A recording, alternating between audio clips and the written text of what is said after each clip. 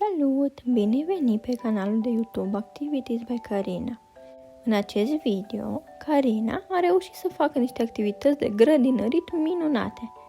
A semănat semințe, bulbi și plante cu rădăcină. Este un exercițiu plin de curiozitate și bucurie ce merită încercat. Să nu uităm că Natura ne oferă întotdeauna cele mai frumoase și prietenoase lecții. Activitatea de grădinărit pentru copii aduce sentiment foarte pozitiv.